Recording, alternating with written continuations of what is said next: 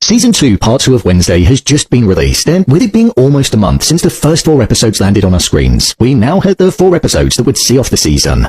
With Wednesday being in a coma the last time we left her, Tyler being on the run, and Slurp looking like he was consuming the brains of anybody that was in his path. This season followed on directly from that, and we saw the final episode have a climactic end. So with that, let's dive into the ending of Season 2 and break down all the important details. Here is Wednesday Season 2 Part 2 Ending Explained. Just to let you know, this video will contain spoilers. The ending explained.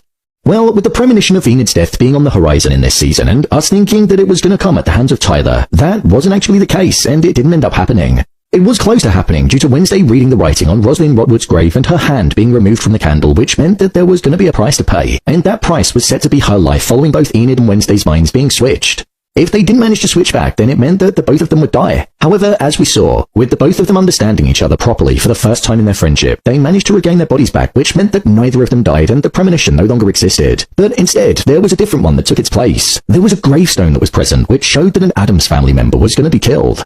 The main story in this season was centered around Isaac, who we knew was Slurp, and he wanted to save his sister, Francois, who was patient 1938 that was kept inside of Willow Hill, which turned out to be Tyler's mother. Hyde's lived a shorter life than most, and now, after being in prison for many years, she was on the cusp of death. But with Isaac's machine, he had the ability to be able to save her by removing her powers. It actually turned out that Isaac was Tyler's uncle, and his death was something that occurred due to him trying to save his sister and play God when he was at Nevermore. When he was younger, he was friends with Gomez and Morticia Addams, and it turned out that Gomez actually had the same electrical abilities that Pugsley had when he was younger. Isaac wanted to use those abilities to power the machine and save his sister, but he didn't tell Gomez what he was going to do. When Morticia intervened to stop it from happening by chopping off his hand, it caused the tower to explode, for Gomez to lose his powers, and for Isaac to die. There was a line during the beginning of the final episode which was focused on the past never being the past and it still existing in the present because they were living it. And that's exactly what this finale was. Isaac had kidnapped Pugsley and was planning on treating Pugsley just like how he treated Gomez 30 years ago.